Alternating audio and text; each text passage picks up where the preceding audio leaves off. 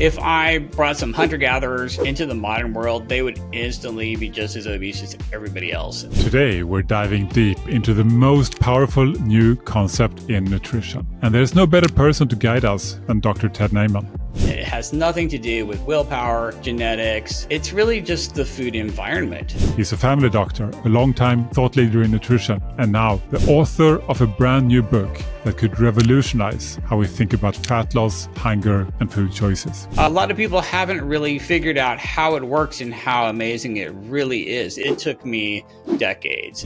If you ever felt like you're doing everything right, but still not seeing results, or if you just want a smarter, simpler way to eat, then this conversation is for you.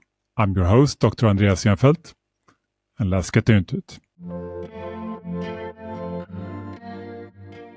All right, Ted, welcome to the show. And I know you're launching a book today. So how do you feel? Oh, I feel great. Yeah, finally. It's taken years. It took forever, way longer than it should have.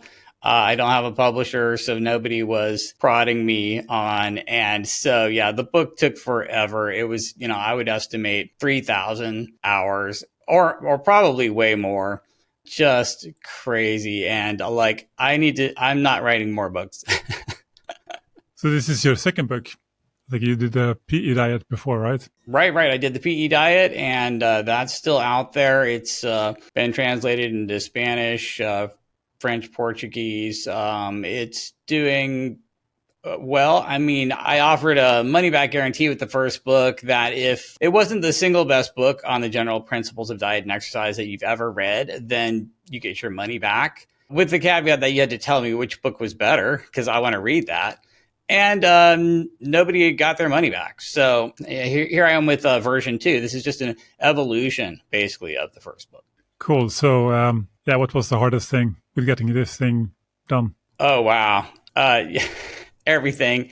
And I did it all myself. I didn't really farm any of it out to anybody for anything. So just the graphics and the research and the references and the typesetting and the editing and just all of it is I couldn't even tell you what the worst part was, but it's don't write any more books. You've already written a book, so you know all about it.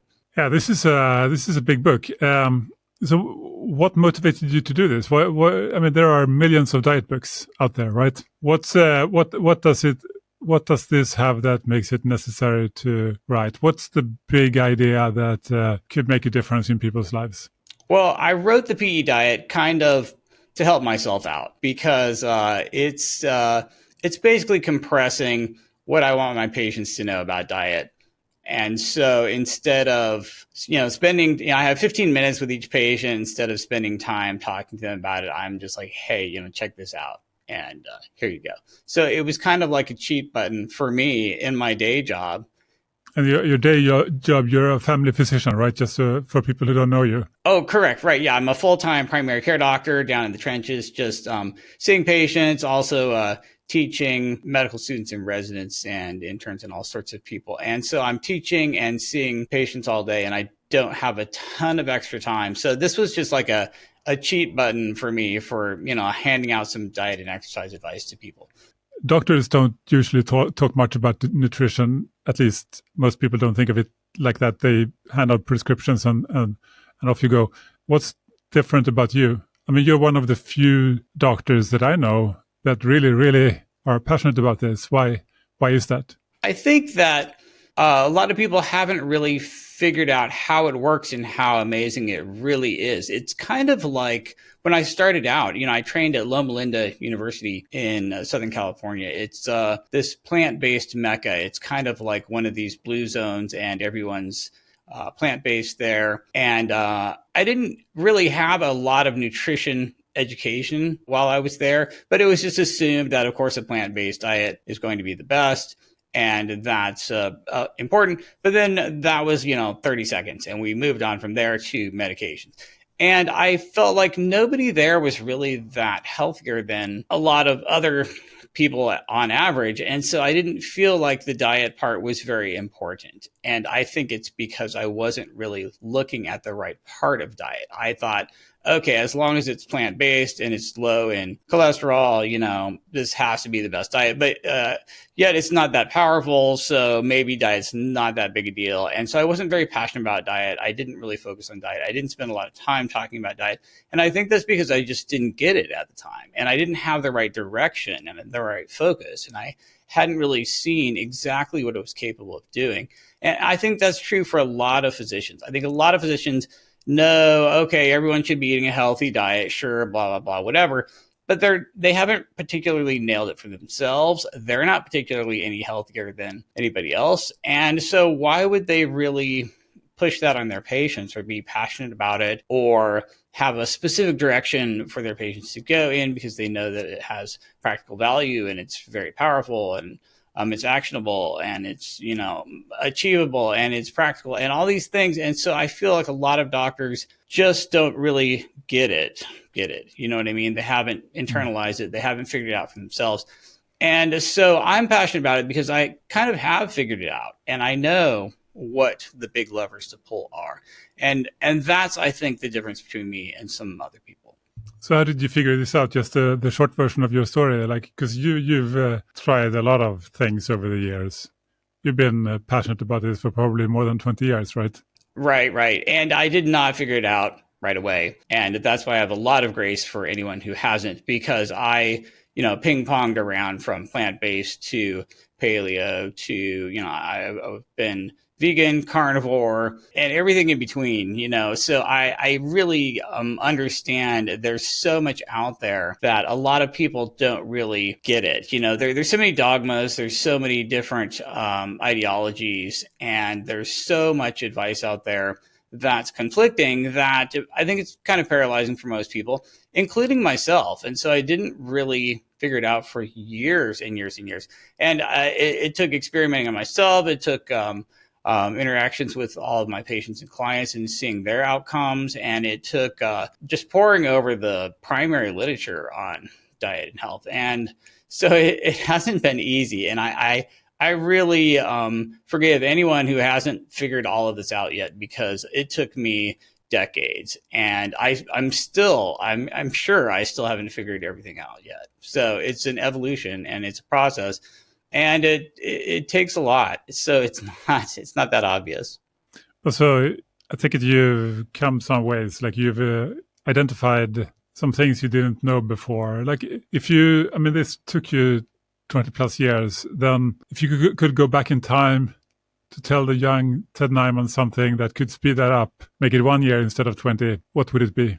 I would literally just give him a copy of Satiety Per Calorie. Okay, so what's the big idea in that you would have wished that you could have known? It's that everybody's right about something in the diet space. The vegans are right about something. The carnivores are right about something. The paleo people are right about something. The food pyramid, everybody had something right that they were correct about, but then a bunch of other things that they were not that right about. And you have to put them all together in the right way to kind of get the big picture. And it's confusing. So the big picture is missing in a lot of these diet camps. Right. Everyone has a particular facet that they really like, and they have this over focus and over reliance on this one facet to the point that they're excluding other things that are just as important, and it's possibly net negative overall. Even though the thing they're right about is correct, everything else doesn't really help. It maybe even takes away from it, and that makes it tricky. So what are examples, just for extreme examples, what are carnivores correct about and what are vegans correct about? So carnivores are correct about a bunch of stuff. First of all, animal food always has a higher protein percent than plant food. I mean, always, if you do a first approximation, basically animals are at a higher trophic level than plants. So animals have bioaccumulated a bunch of nutrients. They've bioaccumulated protein. They've bioaccumulated lots of micronutrients. And the tissues of these animals is going to automatically have a higher protein percent and a higher nutrient density. And they're totally right about that. So this is amazing. The problem is when you get so reductivist that you're like, all animal food is great and all plant food is terrible, you could end up just eating hot dogs, that are 13% protein and loaded with saturated fat, which is a non-essential nutrient, basically empty calories, and really maybe not get all the way to the finish line. I think that's an example just of, where carnivore is right in. It's a cool example. Let's just quickly go to the vegans then. What are they right about? So the vegans are right. So basically plants are automatically super low energy density. You get this amazing satiety per calorie because the energy density is so low. This is great, right? This is beautiful. This is very powerful, very important. They totally nailed it. But then they're like, oh, but protein's not that important. You only need 40 or 50 grams a day. Let's not focus on that because we know that plants are always lower in protein. So we're just going to brush that under the table. And so they basically take something that's really good, which is this low energy density, high fiber plant foods like legumes. And then they kind of ruin it by like poo-pooing protein and saying protein's not that important. And so that's just another perfect example of how they're right about one thing, but then skew towards that so much that they actually ruin the message and everybody ends up sarcopenic and osteopenic and basically... That means lack of muscle and lack of bone mass, right? Yeah, low lean mass because their protein's so low. Weak bones and weak muscles, potentially. That's not right. Doesn't sound great, especially as you age, I suppose. No, it doesn't. Awesome. So these people are fairly low mass, but they have low lean mass and low fat mass at the same time. Not exactly where you want to be. They're half right. But how do you pull all this together? And if every diet camp is right about certain things and wrong about other things, how do you pull it together? Because that's what this book tries to do, right? So what's the big message? If you want to summarize it, like if you talk to a 10-year-old, pretend I'm 10, how do you explain this? Well, I would start with the PE diet. So basically, you want your body to have as much lean mass, bone and muscle, mostly protein, for as little fat mass as possible, which is basically just carbs and fat, non-protein energy calories. So when you eat foods that have a higher protein to energy ratio, your body ends up having a higher protein to energy ratio. It's really that simple. Satiety per calorie kind of expands on that in that once you've nailed the protein to non-protein energy part of the diet, then the energy density of your carbs and fats specifically matters. So like 100 grams of sugar is 100 grams of carbs, and 100 grams of raspberries is only 5 grams of carbs. So you get to eat way more weight and volume if you have lower energy density fats and carbs. So it's kind of this combination of the protein to energy ratio and then the energy density of your non-protein calories, your carbs and your fats. And this is sort of like a meta way of looking at diet that doesn't really just look at one thing. It's looking at multiple things at the same time. So you mentioned 2 things. Are there more things? I mean, I know the answer, but for the listener, is that it? These 2 things? I mean, if I really distilled it down as simple as possible, it's that when you eat, you want as much protein and weight and volume as possible for as few storable calories, carbs and fats, as possible. At least if your goal is weight loss, right? Because if you need the energy, if you're lean and you're an ultra-marathon runner, then that would be really tough, I suppose. I mean, your goal isn't really weight loss. Your goal is body composition. The goal is to have the highest lean mass and the lowest fat mass. To be strong and to be lean. Right. Yes, you want the highest lean mass and the lowest fat mass. You want tons of muscle and bone and strength. And you want minimal fat mass because that gives you the best metabolic health and the best labs and the best, basically, flexibility. So it's this combination of trying to have the highest lean mass and lowest fat mass at the same time. And the way you achieve that is eating foods that have more protein and less carbs and fats, but also so you're not hungry all the time. You want to get more weight and volume from these foods, which means on the carb and fats side, you have more water, more fiber. Fiber provides volume. Water provides weight. And you're basically eating as much protein, weight, and volume as possible by eating as much protein, fiber, and water as possible. When you really distill it down, it's that simple. It's basically eating more protein, fiber, and water for more weight and volume, and less refined carbs and refined fats, which have tons of storable calories and not very much satiety. And that's kind of the book in just a nutshell. That's the whole concept in a nutshell. Right, but you have even more factors that come into this satiety per calorie concept. These two are perhaps the biggest ones, but there are other that also affect things, like how addictive foods are, for example, rewarding, hyperpalatable. Right. So as you move to this protein, fiber, and water direction, you get more and more satiety per calorie.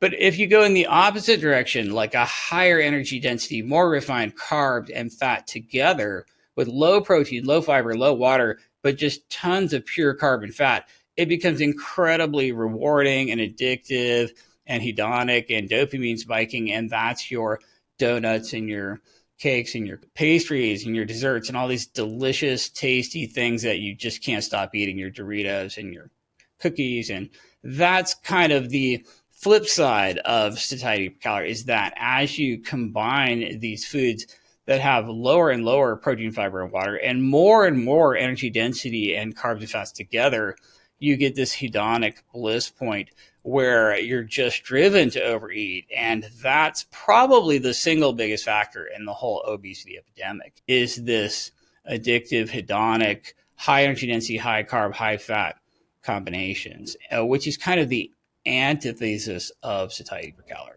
Maybe we should start by explaining the satiety per calorie, because that's pretty much something that nobody really understands. What satiety? That's a tricky word. Satiety. What does it mean? Satiety is literally just the opposite of hunger. So it's about feeling full, basically. Right. You just have no desire to eat. That's what satiety is. It's the opposite of hunger. It's the absence of desire to eat. And satiety per calorie, why do you have to say that? Is it enough to not be hungry?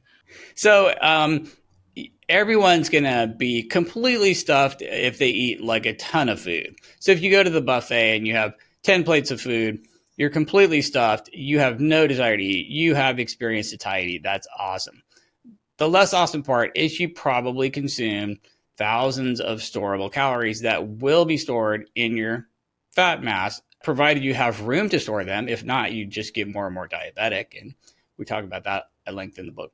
But basically, you're going to ingest all these calories that you have to store, and you just worsened your body composition as a result. So that's why calories in the denominator is so important. You're going to eat to satiety. Everyone eats to satiety. The question is, how many storable calories did you eat in the process? And were these storable as protein and lean mass, which is awesome, or storable in your fat cells, which is less awesome? And that's why satiety per calorie is so much more important than just satiety, because I could eat like a whole pizza and I have satiety. Right. So you can have ice cream as much as you want, and eventually you reach some sort of satiety. You're not hungry anymore. You don't want to eat anymore. But maybe that takes 2,500 calories. While if you eat something like non-fat Greek yogurt, the old favorite, then maybe you only eat 500 or 700 calories and you're full. Right, exactly. And that's the important part, because pretty much everybody eats to satiety every day, all the time, nonstop, and you will continue to do that. That's just how the system works.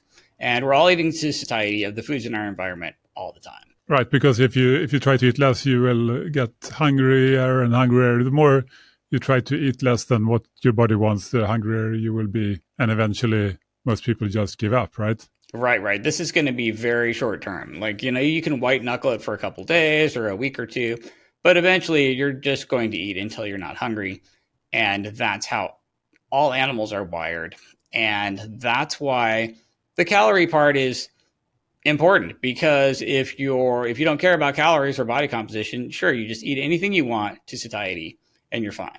But your body composition might be terrible, and it might be progressively getting worse and worse and worse as you eat to satiety of the foods in your environment.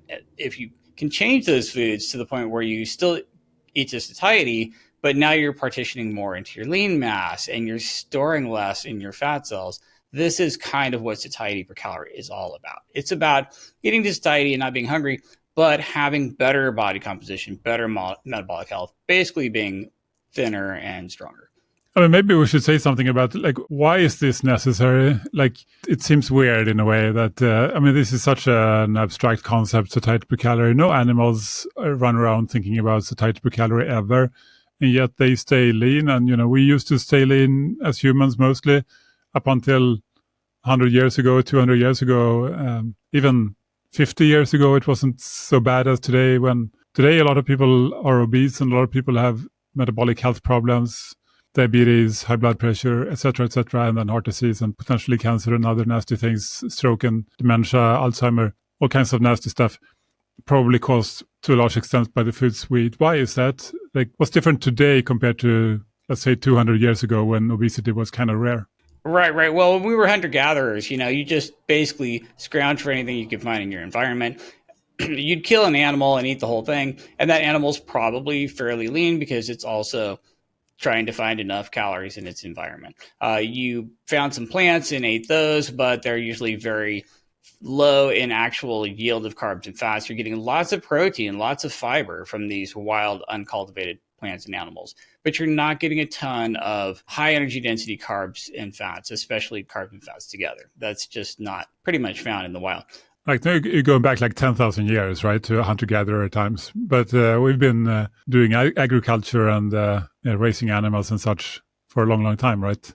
Making them fat. And then, 200 years ago, obesity in America was 1%. Now it's 40%, 200 years later. And the major difference between these two is the refinement of carbs and fats and the ubiquity of these refined carbs and fats and these combinations of refined carbs and fats together and the frequency with which we eat those. So 200 years ago, you might have dessert, but you always ate that last, and you always ate some sort of real food, protein first. You didn't snack, you had meal times, you were far more active, and all of these things kind of work together to, I would say we were still more overweight than we were as hunter-gatherers 200 years ago, but we certainly didn't have an obesity epidemic. Fast forward 200 years, and it's the ability to refine carbs and fats that has really done this. What does that mean, refine it? What kind of foods do you get from that?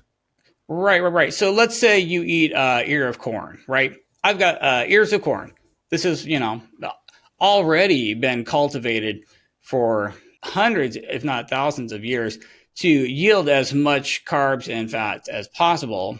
If you look at wild corn, it's a lot more tough and fibrous and a lot lower calorie yield. But if we look at modern corn, right, if I want to eat 2,000 calories from corn, I have to eat 25 ears of corn, right? That's that's 10 pounds of food. Good luck. That you have to eat 10 pounds of corn for a day's worth of calories. But wait, we've actually created corn syrup. Now, in just 2 cups of corn syrup, I can get a whole day's supply of calories with no protein and no fiber and no water and no weight and volume. This is a very tiny quantity with a ton of calories in it. Oh, it gets even better. How about corn oil?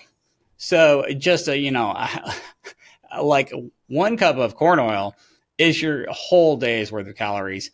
And it's actually lighter, even lighter than water because oil floats in water. And so you have this very tiny weight and volume, but 1 trillion calories. And so it's this refinement of both carbs and fats that really has contributed to this. And people don't necessarily eat straight up corn syrup or corn oil, right? But they eat it inside of the processed foods that they eat. It really doesn't take much to turn these refined carbs and refined fats into something so delectable that you just won't stop eating it. Like shortbread is my favorite food on the planet. It's literally just butter and flour and sugar, and that's it. And I will eat that all day long. It's just an amazing combination of carbs and fats. So you don't have to do a whole lot to turn corn oil and high fructose corn syrup into something really, really tasty. You can make like caramel and all these just amazingly delicious, mind-blowing things out of it that's incredibly calorically dense and now that these ingredients are cheap and ubiquitous and everywhere, and I can Uber eat shortbread for breakfast if I want to, and it literally shows up on my front porch. And so this is just the combination of refining carbs and refining fats and putting them together and then having them in every food every day, all day, has created the obesity epidemic. We can literally blame this on how easily and cheaply we can refine tons of carbs and fats and combine them together in these hedonic, tasty, delicious packages. And that's what we eat, not just every meal all day, all the time, but now, snacks and basically nonstop. And so that's what's going on here. That's a common thing, though, right? People say that people hear that, people know that cookies and shortbread and burgers and fries and Coke and, this is not great for people's weight. But yet you hear things like just eat less then. And if you fail, maybe you're just genetically prone to gain weight and that's it. And maybe you need medication or surgery. So do you agree with that, or would you put it in another way? I mean, we're here, right? We're here with these kind of foods. So what are we going to do? Right. So, and I don't think it's really, genetics or anyone's fault. If I brought some hunter-gatherers into the modern world, they would instantly be just as obese as everybody else. It has nothing to do with willpower, genetics, or anything. It's really just the food environment that you're in. So your grandparents, your great-grandparents, it was time to eat. They killed the chicken, ate the whole thing, had some potatoes. This is, super high protein percent, very low energy density, not terribly hedonic. And now you live in the city and you're in a food desert. And if you want some chicken, you've got chicken nuggets from the fast food store. You've got some frozen chicken monstrosity in the grocery store. You're getting the protein that you're looking for, that you need, has been so covered up in refined carbs and refined fats to make it cheaper to manufacture, because protein is the most expensive thing to produce and make by a mile. So everyone's profiting by dumping in a bunch of carbs and fats. So you have on top of the chicken, you have a ton of carbs and fats because it's fried with some batter around it, right? And the actual chicken and protein is a small piece in the center, perhaps, of that thing. Is that what happens? Exactly. Right. So your grandparents ate a chicken. They get a crazy good protein percentage from that. You have chicken nuggets at the fast food restaurant, and the amount of breading and oil is way higher than the grams or calories of actual protein. And so you eat until you're not hungry, because you will eat a certain amount of protein before you stop eating. And then you passively overconsume way too much carbs and fats in the process. And you also hedonically overconsume them because it's just simply tastier than regular chicken. That's why people love that stuff. And so it's this sort of push and pull of protein dilution, nutrient dilution, and then this hedonic combination of carbs and fats together that's driving obesity forward in multiple ways. And it really is all about satiety per calorie and refinement of carbs and fats. That's pretty much our whole problem. Yeah, but what we hear, or at least what I've been hearing a lot, is, but just eat less and run more, right?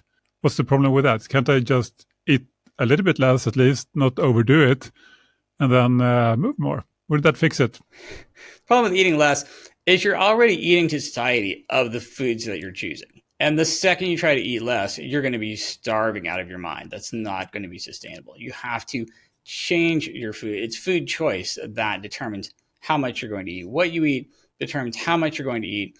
If you're eating foods that have low satiety per calorie, but you're eating them to satiety, you're going to overeat calories. When you try to cut back on quantities, if I just took everyone and told them, okay, eat the same food you're eating, but half as much, that's not going to work. That's going to last for a day, and then you're going to absolutely stop. So you're saying basically that if you're currently eating chicken McNuggets and you are obese and now you want to lose weight and someone says to you, eat less, and you decide, okay, I'm going to eat half as many chicken McNuggets, you're saying that's literally impossible. I'm saying you can do that for a short term, for a day, a couple days, a few weeks, and then you'll absolutely fail because you will be hungry. So you're being set up to fail. Like you could do it for a short time, but you will for sure fail sooner or later. Like you're doomed to fail if you do that. Is that what you're saying? You're doomed to fail. If your approach is to just eat less of what you're already eating, you're absolutely going to fail. This is guaranteed.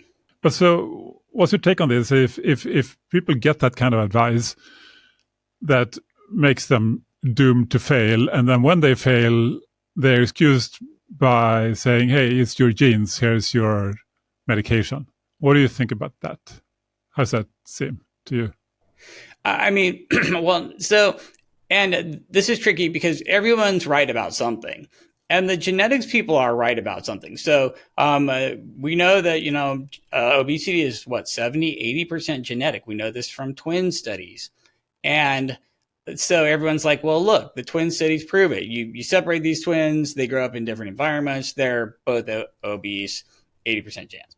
The problem with that is while that's absolutely true and there are genetic factors and you do have genetic predispositions, the problem is that everyone's being exposed to this obesogenic environment. And there's a few people out there that are somehow magically resistant to it, that just don't manage to get fat in the modern food environment. And they're rare and they're lucky. But everyone else is exposed to this same really bad environment. And some get fatter than others. It's more damaging to some people than others. That's the part that's genetic. If you take all these genetic people and put them in a environment where the food choices are better, where you have higher satiety per calorie, you still get a distribution of people being thinner and fatter, but all within a nice, normal human range. And you don't have these extremes of obesity. So the problem with the genetic focus is that everybody's in this absolutely horrible food environment that blows everything up to the worst possible scenario. And then in a reasonable food environment, you just don't see any of these differences as being a problem. So while genetics is a factor, you still have to really pay attention to the food environment because that's what's doing this to people who have the susceptibility. So you can say it's like we're all being slowly poisoned there by the food environment, but some people are more resistant to this poison than other people. Exactly. That's exactly. And then right. You say to the people who actually get really sick from this poisoning, and you say, hey, you're just not resistant to this thing, so you need this medication instead of removing the poison. That's exactly what we're doing. That is precisely what we're doing. That's pretty sad. It's pretty sad. So this satiety per calorie thing, do you make it up yourself? Is there any science behind this? I did not make it up myself. This concept does appear in the medical literature, just not very much and not very often. And it's really, I don't think anyone's really focused on it or taken the ball and run with it. So why not? I am not sure. To be honest, I am not sure. I feel like it deserves more airtime than it's gotten. And that's part of why I wrote the book and why I'm so excited about it. And in my defense, 20 years ago, nobody had heard about protein leverage. We had a lot of human and animal researchers who were blissfully unaware of the entire protein leverage phenomenon. Nobody knew even what that was before Raubenheimer and Simpson came along. And that's fairly recently. So I feel like we've probably just been in kind of the dark ages for a while, and really nobody knew a lot of this stuff. And I think that's probably why this doesn't get talked about more. And I definitely see it being talked about more now, especially since we have these GLP-1 drugs, these most effective fat loss drugs ever that are literally just operating by providing more satiety for no calories. So basically infinitely high satiety per calorie. And so I think the focus will be a lot bigger on this going forward. But, typical, medical style, the focus will be on pharmacology probably more than the actual food environment. Yeah, these GLP-1 drugs are getting absolutely huge, like Ozempic. So what's your take on them? Is it good or bad? Well, these are great drugs. They're powerful drugs. Prior to the GLP-1s, doctors didn't even prescribe weight loss drugs because they sucked. They were basically worthless. We had, the most you would ever lose from a weight loss drug. Even if you took the highest dose forever, you'd lose 5 to 10% of your body weight at the very, very, very most, statistically speaking, which is not that great, kind of sucks. And so we didn't prescribe weight loss drugs very often. And when we did, it was pretty dismal. The GLP-1s are much more powerful, much more effective. They are good drugs. I do prescribe them all the time. I don't think they're a bad thing. I think that focusing on the food is more important. I think you can also do both at the same time if you really want to fire on all cylinders. Why would you want to do both? Because you're literally just amplifying the satiety per calorie effect of a GLP-1 if you're also changing your diet. But isn't it like an attraction with these drugs is just take a shot and you're done with it? Like very simple. Like you buy your way out of jail kind of. Okay, I have this drug. I'm taking it now. I can live like I can eat whatever I want. Why complicate it more than that? One of the problems is body composition. So for example, let's say you just put me on Zepbound and I'm basically I stop eating. I'm not eating. I'm eating less. I'm maybe eating the same low protein, low satiety per calorie foods I was eating before, but just not very much. Instead of like a whole box of crackers, I eat, 10 crackers. And I'm losing weight like crazy. I'm going to lose 26% of my body weight in a year. I am losing weight. The problem is you could absolutely literally lose 50% lean mass and fat mass at the same time. And when that happens, your basal metabolic rate is so much lower that if you stop the drug after you've lost all this weight, you will immediately just yo-yo right back up to where you were, because half of what you lost is lean mass, and that really drops your basal metabolic rate. So not only are you skinny fat with a really suboptimal body composition, but you're going to just yo-yo right back up to where you were. You might even regain the fat mass faster than you'll rebound your lean mass. Now, on the flip side, if I lose weight, like a natural bodybuilder where I'm just eating a super high protein percentage, super high fiber water, really high satiety per calorie, I am doing resistance training to stimulate keeping muscle, you could lose as good as 95% fat mass and only 5% lean mass with the same massive weight loss. And then you'll have a much easier time maintaining that weight loss because your basal metabolic rate is higher. You have more lean mass, higher basal metabolic rate. You get to eat more calories. You have a higher energy flux. Everything's just automatically better. And that's one of the major, major differences between losing weight the right way and losing weight by just hitting the drug easy button. You will have to take the drug forever. You will have suboptimal body composition, and your metabolic health won't be as good. I mean, you'll still be better off. When you say suboptimal body composition, what does that mean? That means you're skinny fat. That means you have less lean mass than you want or need and more fat mass than you want or need. So like thin arms and legs, but a small tummy still. Right. Protruding a bit. Something like that.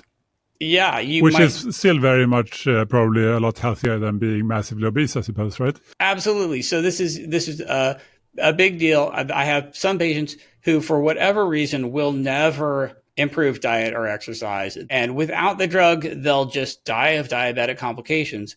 With the drug, they'll be sort of skinny fat, but they'll still be alive and they'll have less complications. So I do like these drugs. I do highly recommend them for someone who can't pull it off with diet and exercise. But of course, there is something in between, right? You're talking about extremes, like you're using these drugs to lose a huge amount of weight, but also a huge amount of lean mass, or you're doing some sort of extreme, Biggest Loser thing where you exercise all the time and eat only protein, and then you get lots of muscles and you lose your fat. But that's possibly not sustainable for most people. If you have a full-time job and you don't really enjoy living in the gym, then that might be a stretch, I suppose, and you can't eat the foods you want. So is there something in between? Yes, all of these things exist on a giant spectrum, a giant continuum. And you can do any or all of them, any or all of the time.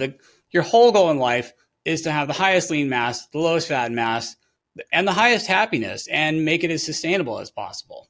And there are no solutions or compromises. You're trying to have all these things at the same time. The best body composition, highest lean mass, lowest fat mass, highest happiness, highest sustainability. And you have to decide which of these factors is going to do that for you. It might be not taking the drug, but just finally figuring out how to fix your diet and exercise. For some people, it might be the drug alone, and they'll never get around to the diet and exercise part. For some people, it might be a little bit of both, a combination of the two. And you can absolutely make any of those work in one way or another. It's all on a continuum, basically, and they're not mutually exclusive. The drug and the diet and the exercise all kind of go together, and they're all doing the same thing. You're just getting better body composition if you're doing it with diet and exercise. Yeah. And let's say someone has quite a lot of weight to lose, and then maybe they're thinking about these drugs, or they have even started them, and they are interested in getting even better results, like faster results, lose more weight faster without hunger or misery, and then also add some muscle perhaps, or at least not get skinny fat, but get lean and strong. What should they do? Like if they're already taking one of these drugs, let's say, how can they get even better results by adding something that is not too extreme, but still helpful? There's no reason why you can't pull all of these levers at the same time. There's no reason why you can't be on the drug and leverage exercise, resistance training, cardio, and eat a higher protein percentage, and eat higher fiber and water, and have a higher satiety per calorie of your food. There's absolutely no reason why you can't do a little bit of everything. And for some people, that's going to be way easier and better and more effective, more sustainable than trying to put all of their eggs in one basket. Like, I'm just only going to do this with exercise. I'm not going to take the drug. I'm not going to do food. I'm just going to lace on my running shoes and just try to run forever. So, if you have this just over reliance on any one of these things, you're going to be in a little bit of trouble. But if you do a little bit of all of them, for some people, that's absolutely going to be optimal. If someone's been obese their entire lives and their parents are obese, their whole family's obese, they're obese, yes, absolutely. You can take the GLP-1 drugs and work on diet and work on exercise and pay attention to the satiety per calorie of your food environment all at the same time, and a little bit of everything or moderate amounts of everything. And that is probably going to give you your very best result, your most sustainable result. So the diet and the drugs are not mutually exclusive. The diet and exercise are not mutually exclusive. All of these things are additive and can be used together and exist on a continuity. Nobody really seriously believes that you have to choose either exercise or better foods, right? Everybody knows that ideally you do both together. Right. And how I said everybody's right about something. The exercise people are right about something. If you are extremely sedentary, you just automatically overeat. You have dysregulated appetite. You have to be at least lightly active, step count of 7,000 or 8,000 a day. If you're not at least slightly active, you'll just automatically be overeating due to broken satiety signaling. And so they're right about a little bit, but then it doesn't scale. If you're like, okay, I'm just going to run off all the calories, I would have to run a marathon to burn 2,000 calories, and I can eat a box of Krispy Kreme donuts in 5 minutes, and that's 2,000 calories. And so you can't over rely on exercise. And that, again, is why everybody's right a little bit about the thing they like. So the exercise people are all about the exercise. Well, they're a little bit right. They're partially right, but only up to a point. And as you try to overdrive that and over focus on that, over rely on that, you have major problems. And that's why you really have to zoom out and get the whole big picture. All of these things fit together. Yeah. I thought we'd switch back to a quick science run through. Like, can you break down the science of satiety? Like, what happens when in your body when you eat foods that are low or high in satiety? How does this work? And do we have that? Do we have evidence for these things? Oh yeah, absolutely. All right. So there's basically two super fundamental concepts. in satiety per calorie. Concept one is protein leverage. So thanks to Doctors Robbenheimer and Simpson and the protein leverage research, we know that pretty much humans, like all animals, will eat until they get enough protein. You're just going to eat until you get enough protein. Until you get this protein adequacy, you will overeat calories to get there. So if I take a bear and I lock it in a cage and all I feed it is peanut butter and jelly sandwiches, and they're like 9% protein. And the bear is self-selecting a diet of, 25%, 30% protein because it's, eating natural foods. So this bear will have to overeat peanut butter and jelly sandwiches to get enough protein to not be hungry. And it will just passively automatically overeat calories, and it will just end up really, really overweight. It's not the bear's fault. It's not its bear genetics. It's not bear willpower. It's not the bear's lack of cardio. This is just being trapped in a low protein environment. And, you think, well, that's just a stupid example. Like, who would lock a bear in a cage and feed it peanut butter and jelly sandwiches? Look at school lunches, right? I mean, how is that any different? I don't think it is. And so this is really a better Poor example kids. than you think.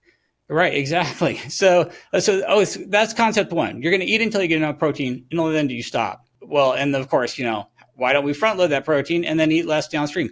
You absolutely can. That totally works. And that's what satiety per calorie is all about. But the second concept is that humans eat until they get a certain weight and volume of food, because your brain is trying to figure out if you've eaten enough. And your brain has no idea. It's kind of guessing, because the digestive process takes hours, and all the macros enter your bloodstream and circulate around. And it really takes hours and hours and hours before you know exactly what you got out of the food you ate. So your brain has to guess every time. And it's guessing based on, thousands of years of evolution. For 1.5 million years, we've just eaten whatever we could get a hold of. And that's managed to give us good body composition, because you have to be light enough to outrun predators, but you have to have enough calories to not die of starvation if there's a famine or a winter time.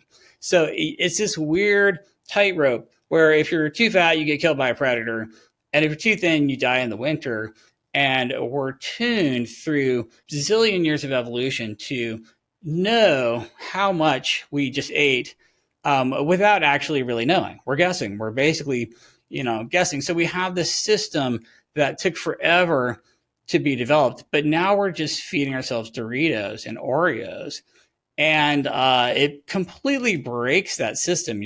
Humans eat about 1.5 kilos of food a day, maybe a little more. You're going to eat 3 or 4 pounds of food a day, and you're going to eat that somewhat independent of how many calories are in that. You can actually get someone to eat twice as many calories by feeding them twice the energy density of their food.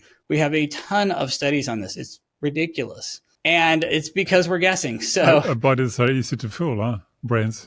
Right. Not so smart. So you have these two things happening at the same time. Number one, you're going to eat until you got enough protein, full stop. Number two, you're going to eat a certain weight and volume, kind of no matter how many calories are in there. And we have so much research now on both protein leverage and energy density. That's why these are the two, biggest pillars of the satiety per calorie concept and the Hava app and satiety scoring. These are huge, big deals. And in the book, I talk about this. You basically just have these two goals every day with your eating: enough protein, ideally before you eat a bunch of calories, and enough weight and volume. You need a couple pounds of food. You need a bunch of protein. How can you do that for as few storable calories as possible? That's going to give you the highest satiety per calorie, the best body composition, the highest lean mass, the lowest fat mass. And there's tons of science behind it. So let's talk a little bit about this satiety per calorie approach that we're taking. Can you score this? I mean, we have a score. How does that work? Right. So we're taking basically these 4 drivers. Protein percent, which is huge, for sure the biggest factor. And honestly, when you and I developed the satiety score, I did not know for sure that it was going to be the biggest one. But now that we have all the data back from the Hava app and we've graphed it out, it's clear that protein percent is winning. That is the most important factor.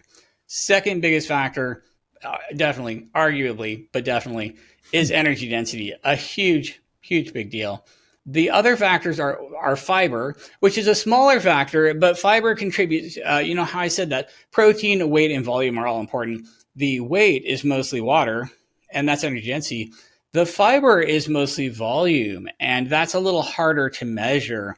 And so it's not quite as powerful, but it's also a factor. So it's basically protein percentage, energy density, fiber, and then finally this hedonic factor, which is a little harder to quantify, but it's this tasty combination of high energy density carbs and fats together that people hedonically overeat because it's so tasty and addictive and delicious. And that's a little bit different than these two goals of eating a certain amount of protein and a certain weight and volume of food. That's what you have to eat every day. The donuts are what you want to eat every day. And so they're actually kind of two different ends of the spectrum. We eat for two reasons. We need to eat and we want to eat. So you need to eat because you have to have protein, you have to have fuel, you have to have all these things to make your body work. But you want to eat because donuts, it's like this high energy density carbs and fats together. But so how do we score this? We have this 0 to 100 scale. How does that work? Right. So the Hava app, it's basically a satiety per calorie score on a 0 to 100 scale. And so 0 would be just the worst. It's very hedonic, carbs and fats together, like an Oreo cookie. Cookies are a great example. They're always 0. Not always, but most cookies, really good cookies, are 0. The best cookies are 0, right? Right, because you will just eat those forever. Very low weight and volume. Yeah, I tried that. I had this experiment where I did aim for a really low satiety diet, and I had some cookies for snacks, and it's like, wow, well, I could add like 1,000 calories just like that on top of everything else. Super easy, extremely easy. Like I basically was eating until the cookie bag was empty. And probably if I had one more, I would eat twice as many.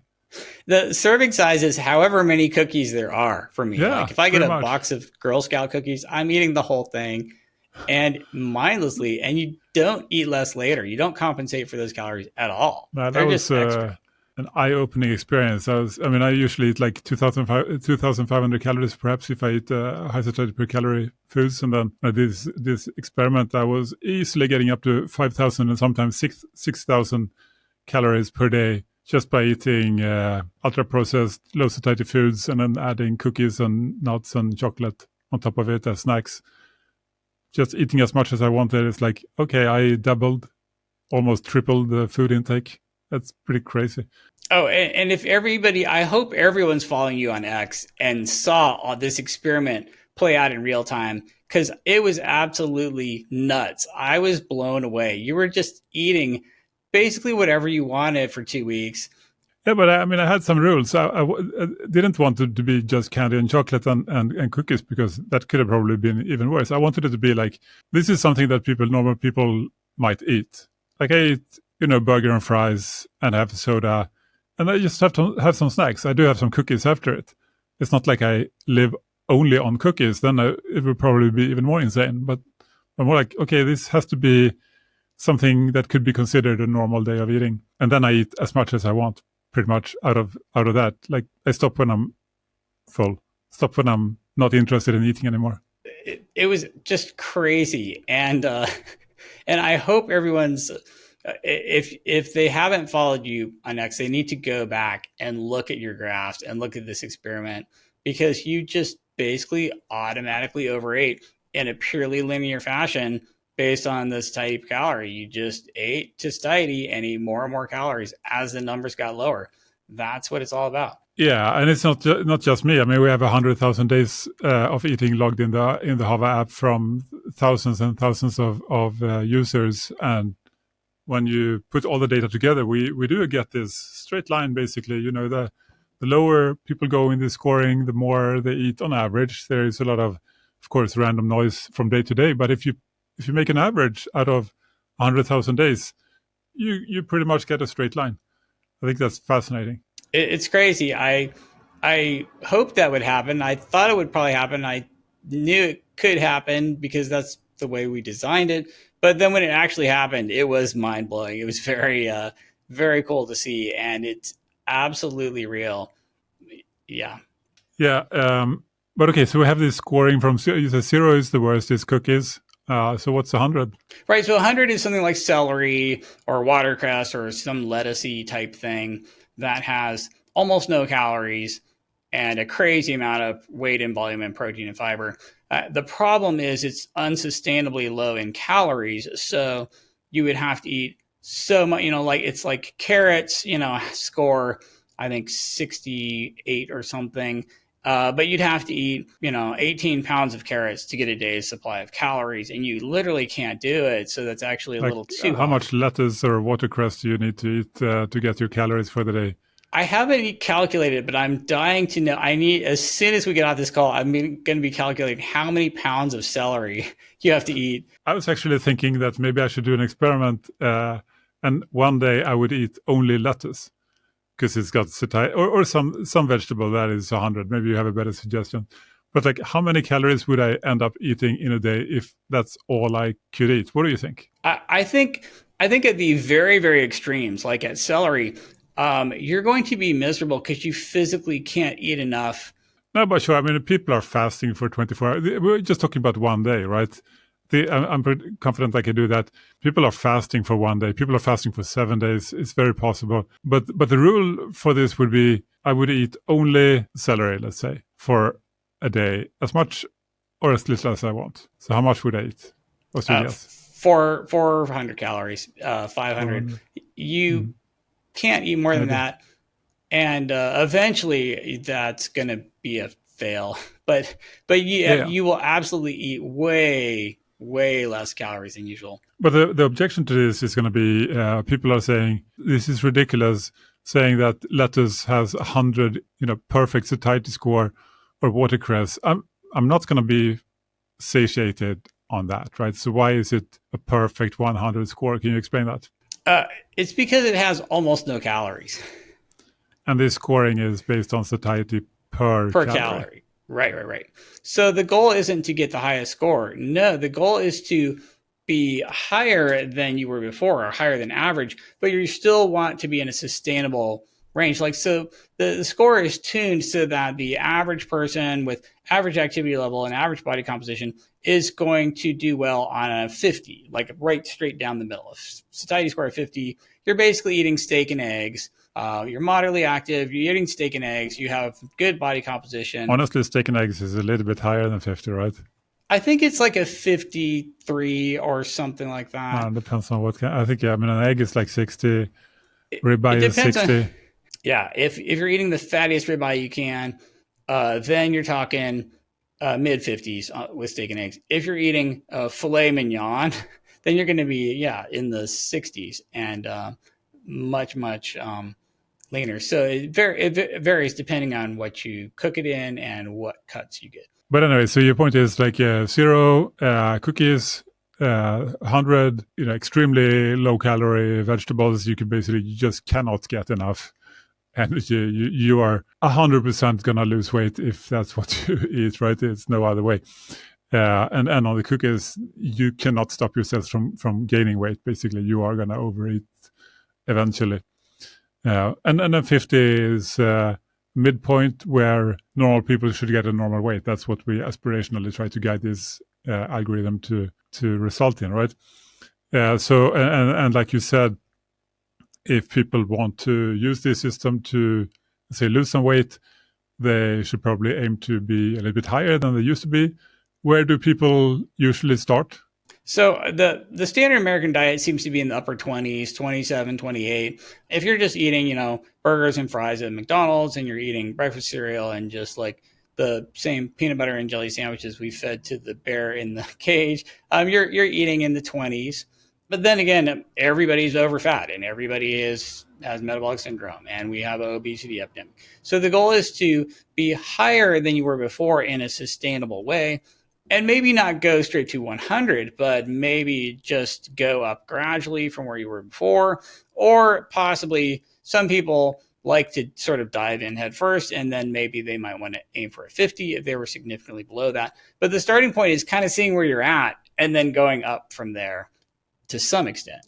And if you want some basic guidance, then maybe aim for 50 or above, then you're going to be in a solid place. This is going to be quite effective probably, right? Right. Yeah, for most people, most of the time. Now, there are edge cases if you're training for an ultra marathon and you're, eating 8,000 calories a day and you just need as many calories as you can get in your body. You're probably going to be at a lower satiety score.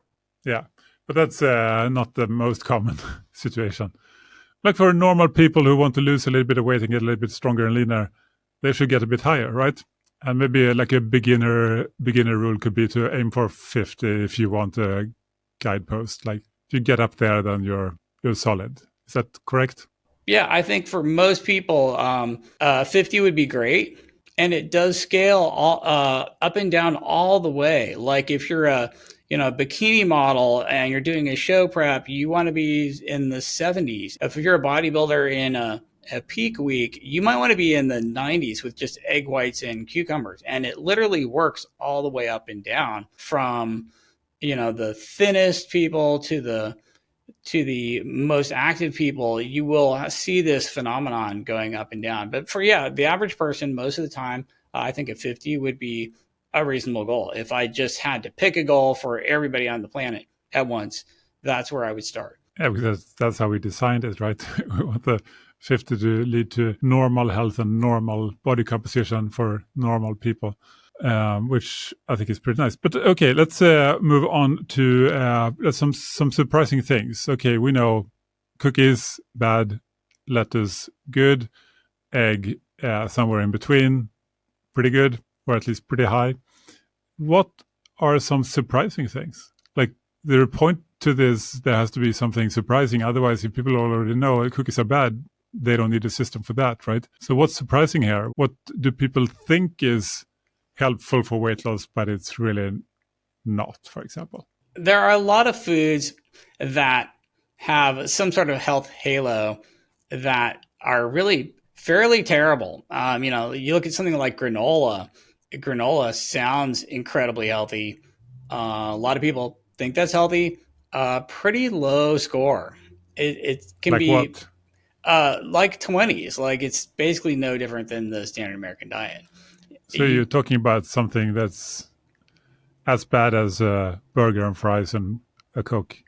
I think that micronutrients, it might be a little better, but in terms of just body composition and macros and how much you're going to eat, correct, no better at all. But you don't eat it on its own, right? You eat it together with something, and then maybe the mix is a little bit better, or what do you say? Right. And so nobody's a few people are eating just one food all the time, but most people are eating a bunch of different foods. So each individual food is bringing you a little closer to your goal or a little further away. And that's kind of how the satiety score works.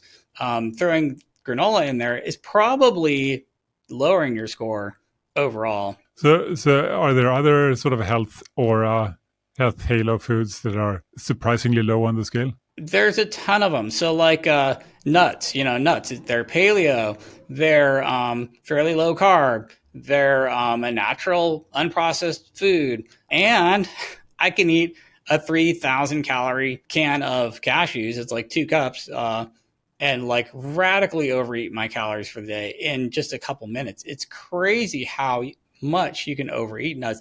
You found that out in your experiment. Yeah.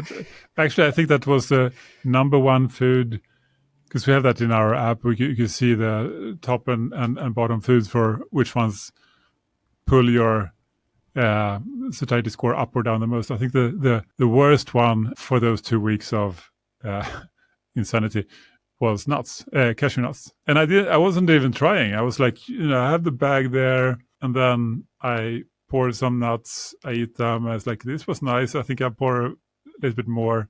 And then suddenly it's like, all right, I just had another 1,000 calories that I didn't need in between my huge meals. Sort of, whoops. Yeah, this happens to everyone. This is a ubiquitous phenomenon. We can all just massively overeat nuts. Any kind of roasted, salted, mixed nuts, same story. Anything like trail mix or dried fruit and nuts and just all these things, you can radically overeat. They're all very low on the satiety per calorie. People often believe that nuts are good. It's like it's better than other snacks you can hear. Like it's healthy snacks. Should you stop it completely or what?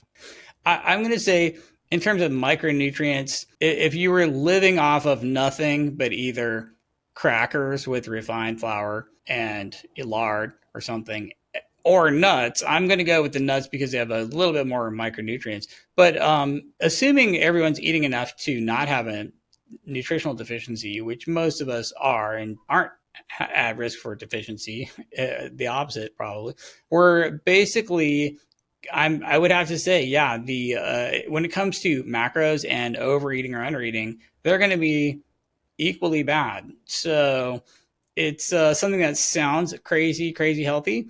And at the same time, it's not taking people closer to their goals if they're trying to eat less calories. I have another favorite example of something that is surprisingly low that people believe is good for them. Dark chocolate. What about it? Well, dark chocolate, I mean, it has a higher satiety per calorie than just cheap milk chocolate, for sure. In some cases, double the satiety per calorie. So I like where people were going with dark chocolate. How much is that, though? It's radically variable based on the brand. But if you get like a Lily's dark chocolate with erythritol instead of sugar and a super high cocoa percentage of like 85 or something, you do get more fiber, more weight and volume. I think it still scores like in the teens or low 20s, maybe, if even that. But like regular dark chocolate, I think is like down to like a score of 3 or something. And the milk chocolate is like 0. Yep. But even between the two, like kind of bad foods, you still see a satiety per calorie effect of the dark chocolate, the sugar-free dark chocolate versus just the cheapest, crappiest milk chocolate you can get. But I think that the main benefit of these super dark chocolate is that people are a little bit more likely to stop after a few pieces. If you do milk chocolate, you're going to eat the whole bar, most likely. But if you go for super, super high cocoa brands, then okay, maybe you can actually stop after 2 pieces then. Maybe. I can't, but maybe some people can. Absolutely. And that's why it has a higher satiety per calorie score. It's less hedonic. It's got better macros. It's still bad. Like they're all kind of not great. But let's see in the other direction then. Things that people often say are bad for your weight, but they're actually great. What would that be? Oh, well, okay. So like legumes. All right. So I was paleo for a long time. And, you shouldn't eat legumes because of the phytates and the lectins and the anti-nutrients and blah, blah, blah. Turns out if you actually cook the hell out of them, you have amazing satiety per calorie, amazing nutrient density. Like lentils are crazy. Lentils are just simultaneously high protein percent, high fiber, low energy density, tons of weight and volume and protein. And you really don't have to worry about all the phytates and the lectins and the anti-nutrients that your paleo upbringing made you afraid about, which was, me. I'm talking about myself mostly there.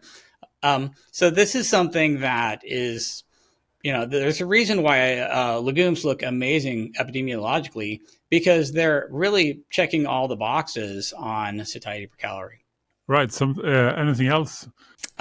Some processed foods. So like right now, the whole world is like on this ultra processed food kick where anything unprocessed is awesome. Everything ultra processed is terrible. That's not exactly true. There are some ultra processed foods that are amazing. They're made out of low fat or fat free dairy or whey or some other protein base. And they have super great macros, super high protein percent, really good nutrient density, protein percent, weight and volume. You can have all of these ultra processed foods that are, automatically bad because they're ultra processed, but are actually taking you closer to your goal. They're convenient, they're tasty. What are examples of this? Good examples, like of groups of foods? Protein powder, whey shakes. I have all these non-fat Greek yogurts that are artificially sweetened. They're low carb, low fat, ultra processed, lots of ingredients, but they're spectacular. They have a really long lifespan in your refrigerator. They're highly portable, super convenient, and they're just like hitting the win button. Some of these ultra processed non-fat Greek yogurts are literally hitting the easy button when it comes to fat loss. And the more you eat of them, the better, full stop. Yet they're ultra processed, which makes them automatically bad. And so that's a really good example. How do you reconcile this? We hear all the time that ultra processed foods are bad for us, and we kind of agree with that, right? As a sort of on average, they are terrible, right? Right. This is another case of everyone being right about something. So the ultra processed people are right.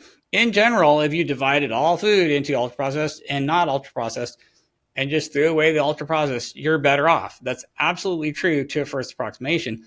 But you can take it too far to the point where you're actually making it harder and less convenient to eat things that are going to help you out.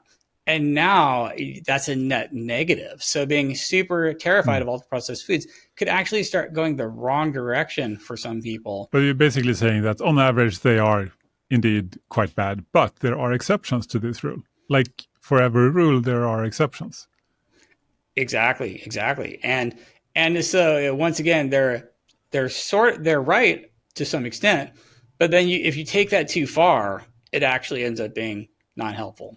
Another thing we hear a lot about in the media, at least, is that red meat is bad for you. And, if you have diabetes and obesity, you should avoid red meat and eggs. At least, people used to say that. I think a lot of people still do. A lot of people still believe that. Is that true? And this is, again, where there's a nugget of truth there. They're right about something that's kind of true, that's sort of right, but then you can take it way too far and it's absolutely wrong. So, for example, processed meat, your hot dog, it has so much saturated fat added in to make it cheaper that it's 13% protein. It's actually terrible. It has a crazy low protein percent, no fiber at all, very high energy density, and it's literally going to take you farther away from your goals. A lot of processed meat is like this. All of your bologna and your hot dogs, some of your sausage, some of your bacon, it's literally going to take you the wrong direction. And that's why red meat looks terrible epidemiologically. And they're kind of right. Some of this is sort of right. And some of it may also be like people go eat like fast food, like a burger or something with fries and a Coke. And then you get a signal in these observational studies that people who eat red meat get obesity, but maybe it's the fries and the soda, and it's not necessarily the beef patty, which might be the best thing in that meal. Exactly. And then if you really look at, like, let's say you're looking at something like venison or any kind of wild game is going to have this crazy, awesome satiety per calorie, just amazing protein percent, amazing nutrient density, really solid energy density. Everything about it is spectacular. It's literally a superfood. And let's say if I'm just saying, well, red meat's bad, I'm going to eat a vegan falafel instead. That's like a deep fried in seed oils. You could actually get an absolutely horrible nutritional result by skipping the venison because it's red meat and eating my vegan falafel instead, which is just garbage protein percent and absolutely horrible. So I was a little bit shocked by that. I actually ended up eating falafel during my low satiety experiment. You think, okay, this is some pretty good components, relatively protein rich. How can it be so low scoring? It's just like your chicken, right? So if you just had the chickpeas by themselves, that's actually pretty good. Legumes are good. Chicken's good. But then when you deep fry it and bread it, you've got like a chicken nugget of the plant-based world, and the macros are horrible. It's the same thing. So it's like a chicken nugget chickpea.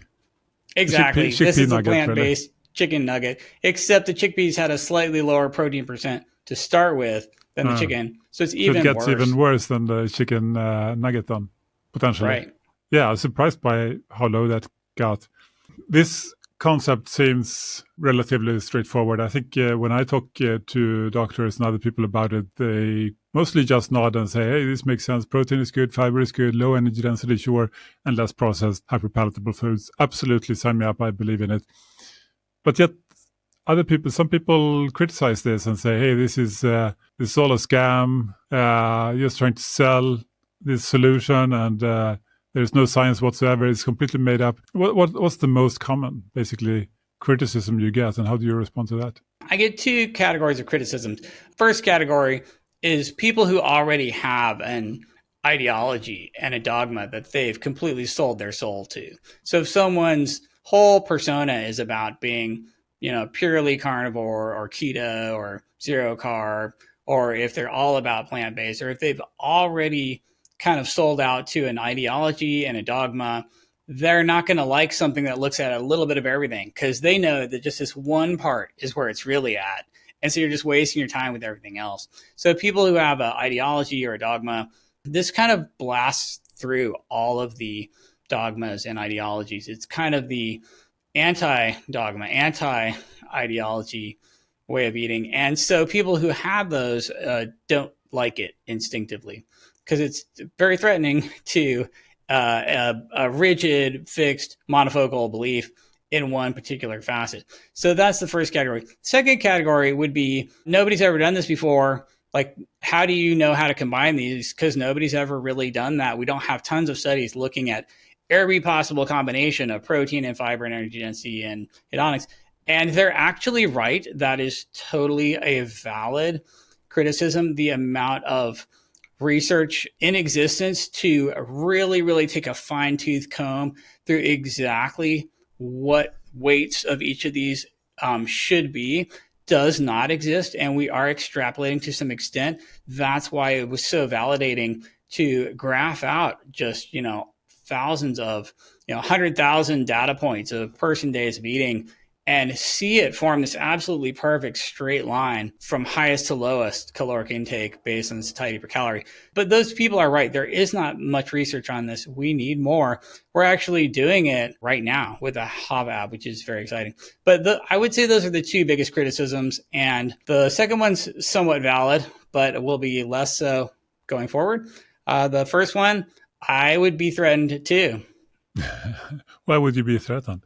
Like, do you think we're a threat? Are you a threat to diet camps? Absolutely. I am a threat to diet religions. This book is a threat to diet religions. The whole satiety per calorie concept is a threat to dogma, ideology. Like, why is it a threat? How is it threatening them? What is it threatening them with? The minute you get this big picture and you really understand it, you're completely free from whatever cult-like mentality you had before, where just one thing was the true path, like paleo. What are the most common cult-like behaviors you see? Plant-based, for sure. Low carb, and if low is good, zero is better, and that basically slips down into keto and carnivore. It's paleo, avoidance of ultra-processed foods, plant-based, low carb / keto / carnivore. Those are the big ones. Is it a cut-like kind of approach to say it's all about calories and if it fits your macros, etc.? Is that also, if you go deep into that, is that also a cult in your mind? Absolutely right. There are a ton of bodybuilders where they're like, all that matters is protein and calories, and that's it. And they're kind of right until you try to get those carb and fat calories from Pop-Tarts and donuts instead of lower energy density foods. And then you're going to be hungry, and then it's not sustainable. And then you can do that for a few weeks in a prep, but that's about it. So yes, there's also a cult of if it fits your macros and all that matters is protein and calories. And they're sort of right. They're kind of right. They're partially right, but then they take it too far and it's overall wrong. Just like everything else we've talked about here. So protein and calories, you're basically talking about protein percentage and protein leverage isolated. Basically, they're talking about the PE diet, right? They're talking about the PE diet, but that's where a lot of bodybuilders are at. They're like, all that matters is protein and calories. Protein and calories, that's it.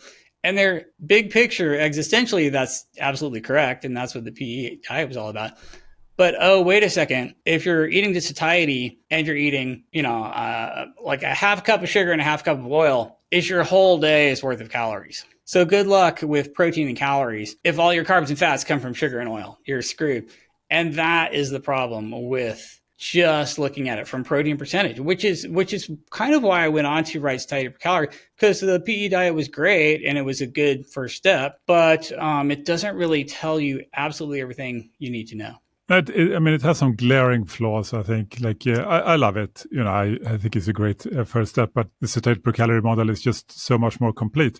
So, for example, one of the examples I like to bring up is if you only look at the protein percentage, protein and calories, then an apple is extremely low in protein, while a donut is actually a bit higher. So if you only had that frame of mind, you would say, well, the donut is clearly better than the apple, so I'm going to eat the donut. Yet that's clearly a mistake, I would say, because the donut is much more energy dense and hedonic and is much more likely to be overeating. Actually, you might just end up eating 4 donuts, but you would probably not eat 4 apples, right? And each of them has a ton of calories compared to the apples. So it's just not a good idea. Is that what's your take on that? That's absolutely true. And in fact, the PE diet works flawlessly on a zero carb diet. So if you're just pure zero carb keto carnivore, PE is the most important thing probably out there for you to pay attention to. But if for someone eating a balanced diet or a mixed diet or a mixture of carbs and fats, then PE is not good enough. Like you said, you really have to start looking at fiber, energy density. If you look at like the Okinawans eating all of these wild tubers and their protein percent's 12.5%, kind of the same as a really bad American, and yet they're having much better outcomes because of the fiber and the energy density and the hedonics. Independent of just protein percentage. So on a mixed diet, you have to look at more factors. The PE diet works great if all you eat is meat. You eat leaner cuts, you lose weight. End of story. Super simple, never wrong, very basic. And that's kind of the frame of reference that I wrote it from. But, now that I zoom out and look at everybody everywhere and all eating patterns, satiety per calorie is just a much better, more well-rounded. So what kind of stories do you hear from people? You must have heard quite a few from your PE days, and now you're hearing some from these satiety per calorie days. What kind of stories do you hear, and is there a difference between people's experiences with these two approaches? So I think a lot of people like the PE diet. It's pretty well reviewed. A lot of people have told me they've benefited from it. It's a really great heuristic. It's a really great meta way of looking at their diet. And I think it's helped a lot of people. It's been valuable for a lot of people. And I think that it really didn't help out certain segments of the population. Anyone who's on a plant-based diet or a vegan or someone who is carb fat agnostic or someone who's plant animal agnostic. And satiety per calorie just kind of broadens that, I think, to encompass pretty much everyone. Now, full disclosure, the book launched today as we record this. So not a ton of people have read it yet. So I haven't gotten much feedback on the satiety per calorie book. We've done this through the Hava app for a year or more. Right. And the reviews for the app and the approach are great. A ton of people seem to appreciate it and have lost weight doing it, and it makes a lot of sense to them. So I am pretty excited about that. Cool. Let's say someone wants to try this. If the listener wants to try a higher satiety per calorie diet, what are your recommendations for the first steps? How do you start? Any specific foods or meals you recommend or approaches? Like, where do you start? Right. So the first thing is just food procurement, right? When you're buying the food that you already eat, look at the labels. If there's 2 options and one has slightly higher protein for the same calories, slightly higher fiber for the same calories, slightly less carbs or fats for the same protein and fiber, larger weight or serving size for the same calories, all these are directionally great. So basically the starting point is just you're getting food all day, every day from your environment. You're buying it at the grocery store, you're buying it at restaurants. If you look at the nutritional information and you pick something that's higher in protein, higher in fiber, higher in water, lower in carbs or fats or both, then you're just automatically going to be raising your satiety per calorie. And so it's as simple as just like picking the leanest protein when you're in a restaurant, doubling the quantity of the protein, doubling the weight and volume and fiber from vegetables or something like that as a side dish, cutting back on the refined carbs and the refined fats. And so you're just constantly trying to make food choices that are a little bit higher in protein, fiber, and water and weight and volume, and a little bit lower in net carbs and fat. And it's really that simple. And you can do that with everything you eat, everywhere you go, all the time. Yeah, but it's not every time you have a nutrition panel, and not everybody is super used to reading nutrition panels and calculating protein percentages. I mean, I'm always trying to think of ways to make this truly simple. And of course, that's what we try to do with the app, right? With the Hava app. So I don't know how much time you've had to test this. It's very new. We just launched it, I guess, a week ago. We can see these top and bottom foods. Of course, you can just take a picture of foods you eat with the Hava app and log the ingredients automatically through magical AI, which is pretty fascinating. Or you can type it in, or you can scan a barcode. But the point is, if you log what you eat for a few days or maybe a week, then you can start seeing patterns like what are the foods that you eat that raise your satiety per calorie the most, and what are the foods that drag it down. And I find that really fascinating to see. I don't know, have you had time to check it out yet at all? Yeah, absolutely. And the app is crazy. Like, it's so convenient. It's so, you press the widget button on your lock screen, and seconds later, you're just taking a picture of whatever you ate, and it all gets logged. Not only is it the fastest and easiest macro tracker imaginable, but you get this satiety per calorie, not just for your whole day, but each meal and each food individually and each ingredient of each food. And over time, you get this really good feel for what's taking you closer to your goals and what's taking you farther away from your goals. And so it's just incredibly valuable, especially for people who don't already know all this stuff. The app is gold. Yeah, I think so too. We're going to make it even simpler. But have you had time to check for yourself? You want to share some secrets? What are your most powerful, high-scoring foods, and also your secret low-scoring foods that you perhaps shouldn't eat? Well, so the app, there's two goals actually simultaneously. Number one, satiety per calorie score. You want to be, higher is better.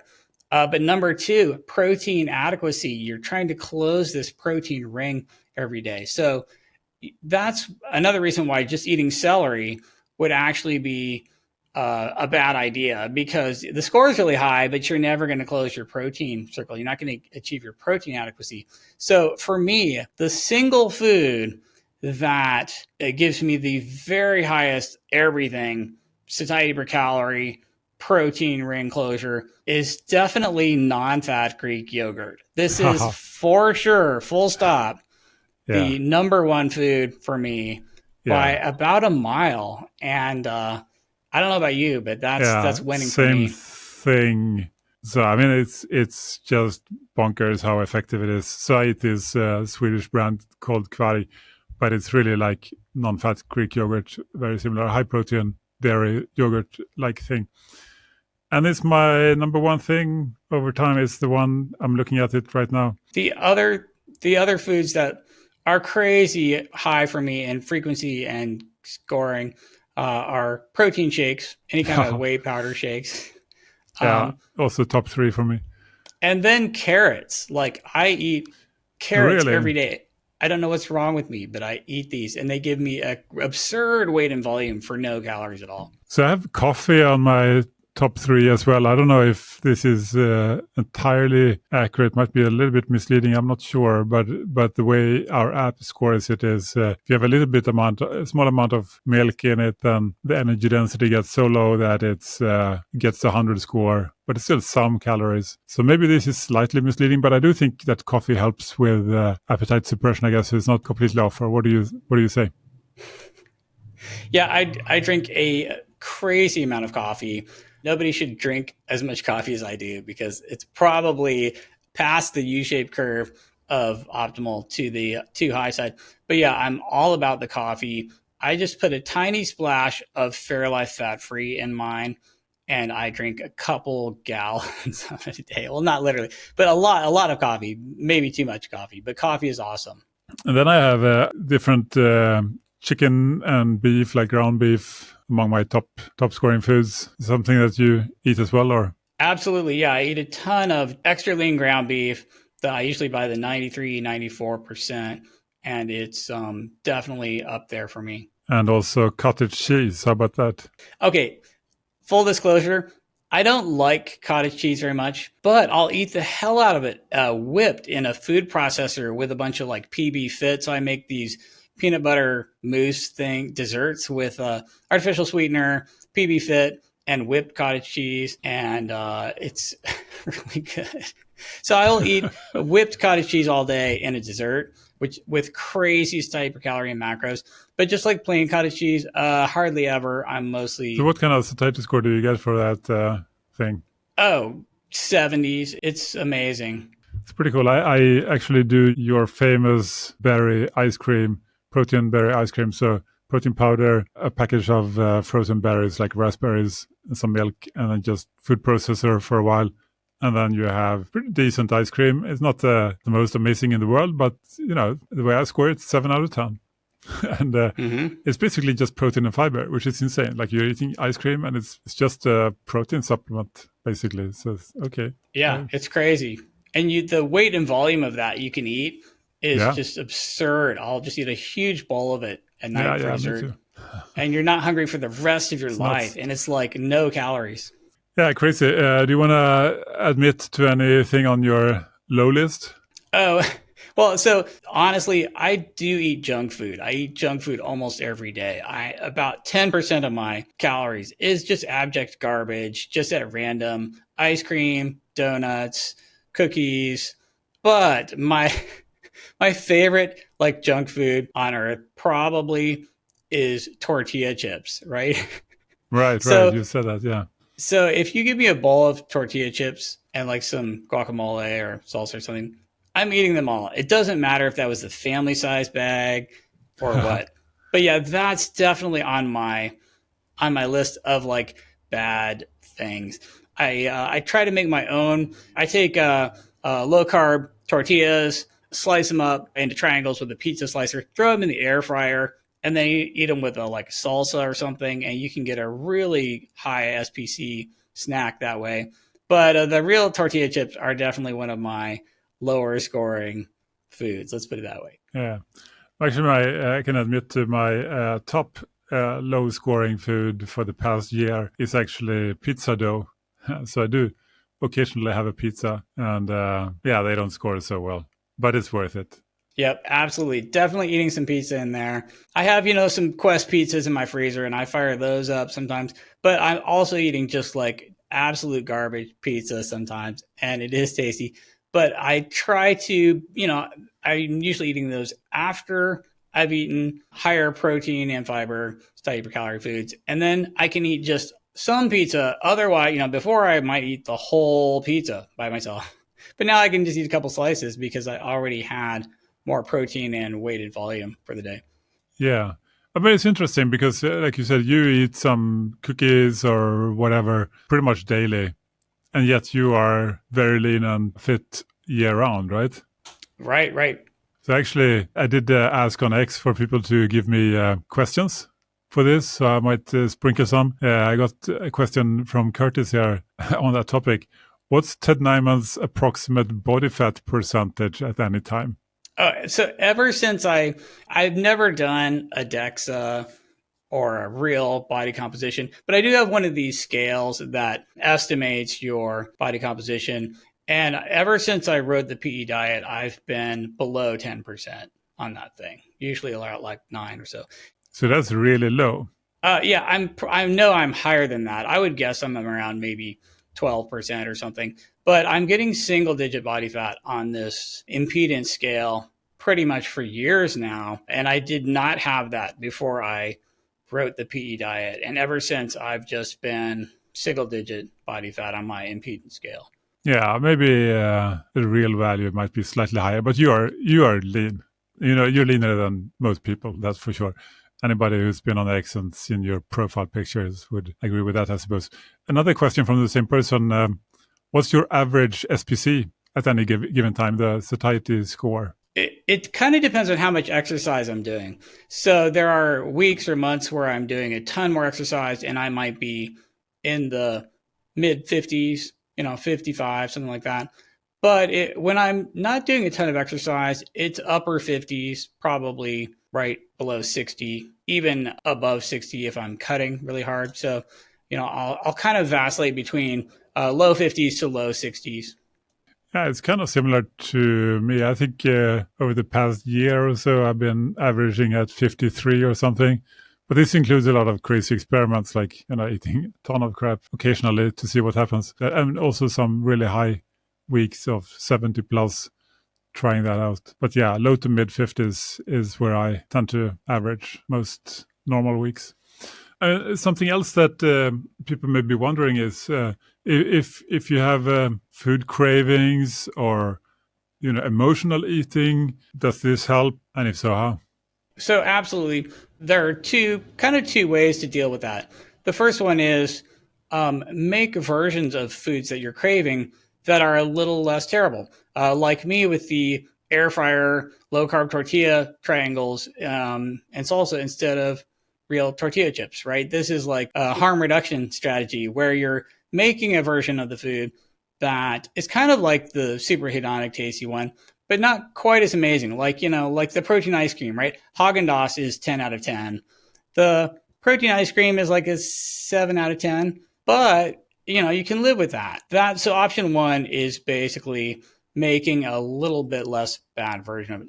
Option two is going ahead and having these things, but making sure that you're eating them literally at the end of the day, at the end of a meal, downstream of eating adequate protein and fiber and weight and volume. So most of my hedonic deviations or, cheat foods or whatever we're calling them, basically lower satiety per calorie foods, I'm eating them intentionally at almost like a dessert style later in the day after I've eaten adequate protein and weight and volume.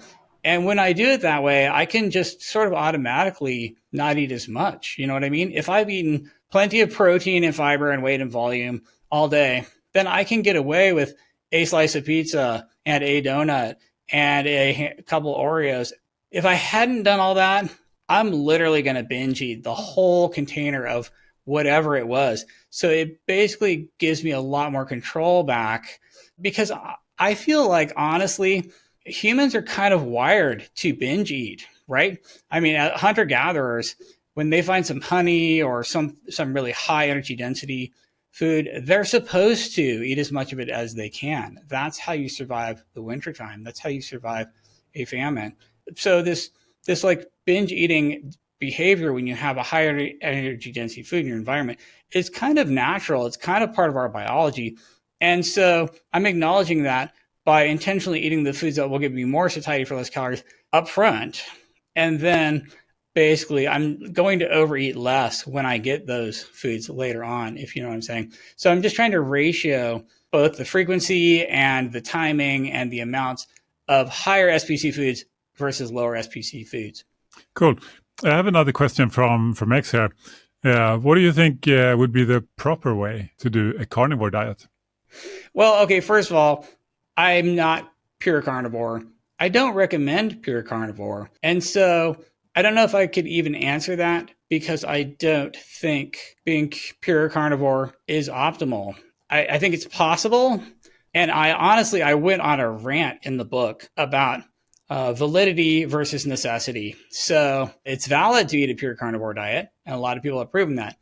It doesn't mean it's necessary for anyone at all to do. And so finding out for whom it's more necessary, like, if you're sensitive to certain plant foods, and whom it's not, is kind of important. So there's a lot of people who probably shouldn't even be pure carnivore or even attempt it because it's not sustainable. Instead, they should look at all the factors of carnivore that make it so effective: the high protein percent, the low hedonics, the reasonably good energy density. They should use all those things without limiting and restricting themselves so much to the point that it's probably not going to be sustainable long term. And so the right way to do a carnivore diet is to eat some really high SPC meat and rely on that to give you protein, but then widen the diet to other non-animal foods as well. Yeah. I mean, you've been in this diet space since almost forever. And carnivore has been around, or zero carb has been around probably since before you started. How many people have you seen that stick to this kind of carnivore, zero carb approach for a decade or more? Almost none. I have maybe one or two patients who've been, I really believe, pure carnivore for a long time. Maybe like three of them. And so the vast majority of people cannot sustain that, will not sustain that, aren't supposed to sustain that. Humans are omnivores, full stop, scientifically. And so I think it's possible, but not optimal. Here's another question from Richard Beale. Do you think that the satiety per calorie approach aligns well with the concept of separate appetites for protein, carbs, and fat, as per Eat Like the Animals, that book by Professors Robinheimer and Simpson? Absolutely. Yes. I love Doctors Robinheimer and Simpson, love Eat Like the Animals. Everyone should go out and buy the book and read it. And they're absolutely correct. Humans have a very specific appetite for all of these macronutrients, and including carbohydrate. While they're not essential, the reason we have a significant appetite for carbohydrate is because we have so many cells in our body that have to be fueled by glucose.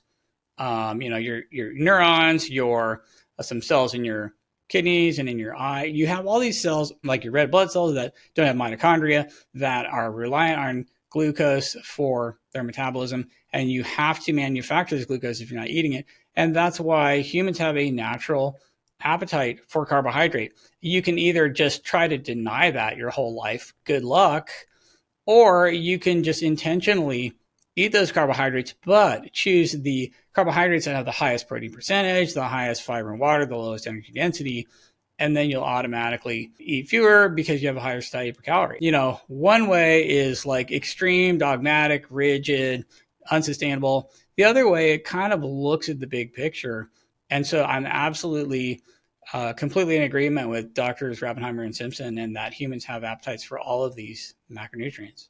I'll start to wrap it up, but I have a few more questions here. What do you think that the big food companies think about this satiety per calorie approach? If they think about it at all, would they approve of this, or would it be a problem? Or they're intentionally reverse engineering it the exact polar opposite direction, and I don't blame them. They're not evil. This is just pure evolution. This is they're economically evolved to create the exact opposite of a high satiety per calorie food. The lower the satiety per calorie, the more of it they'll sell. So they intentionally go the exact opposite direction for a very good reason, because that's where you maximize sales and profits. And so you can really reverse engineer what we're doing with high SPC and weight loss, and what the food companies are doing with low SPC and selling as much as possible. They're completely diametrically opposed and polar opposites, and two exactly different directions. But it's really good to know, and it's really instructive because you can learn from both ends of that spectrum quite a bit. And it is all on one nice big continuity. So that's why you have a standard American diet scoring in the 20s in this range. And if you really go for the really hedonic foods, then they're at the absolute bottom of the scale, right? Right. All of your snack foods, your ultra-processed foods, they're, around 9%, 9.5% protein on average, for a very good reason. That's where people eat the most, you sell the most. It's this sweet spot. But then, we have other things. We don't just have the food companies. Of course, they are extremely influential in what kind of foods that they produce and sell and market and so forth. But then we have, public health organizations and such. We also have an interesting thing happening in the US at the moment with this Make America Healthy Again and RFK Jr. And that you can have all different kinds of opinions about. At least it's shaking things up. Like, I don't know. Have you any thoughts on that, where it's going to lead? Breaking up the status quo, at least? Everybody's right about something. So again, like the standard conventional advice, don't eat too much saturated fat. They're absolutely right. So saturated fat is just empty calories. The requirement in the human diet is 0. You don't have to eat a bunch of saturated fat. And saturated fat is a placeholder for like processed meat and artificially diluting out protein with overfattened animals to make money for the food manufacturers and the farmers. And so they're basically maximizing profits by fattening everything up as much as they can and pouring as much saturated fat into these processed meats as possible. And yeah, that's empty calories. That's bad for health. That worsens satiety per calorie. So they're right about that. But then they're wrong about so many other things, like protein just doesn't factor into the equation the way it should. And then you've got the seed oil people, right? They're absolutely right. Seed oil is the single greatest one category contributor to all of the calories that created the obesity epidemic, period. Seed oil literally is the single greatest caloric source of the calories that created our obesity epidemic. So should it be vilified and should we avoid them? Yeah, but because of the ubiquity and the cheapness and the satiety per calorie and the fact that you can just drizzle oil on everything and everybody will find it tastier and eat more and automatically ingest way more calories, like thinking that it's magically poisoning you and then switching to tallow is the answer is kind of like being right about one thing and then sort of wrong about some other things to the extent that you're actually doing something that's net non-helpful. So this is just another example of how everybody's right about something, but then if you over-rely on, seed oils are poison, let's just eat all the tallow we want. Is that going to help? What do you say? If you switch out the seed oil for tallow, maybe you get tastier French fries. I don't know. Quite possible. But from a health perspective, would it make any difference? From a health perspective, that is going to be a lateral move. There might be some... When you say lateral move, you mean it's going to make no difference either way? Right. It will make no difference either way. There might be some second order effects that I'm missing, like seed oils are so much cheaper that if we had to replace them with tallow, everything's going to be more expensive, and that will automatically put the brakes on some of the purchasing and consumption. So there could be some people will second eat less order because effects. it's going to be more expensive, huh? Right. But if I could snap my fingers and tallow was everywhere that seed oil is right now, just as cheap, just as ubiquitous in every single product, I've just magically swapped seed oils for tallow, you're going to see absolutely no health benefits whatsoever.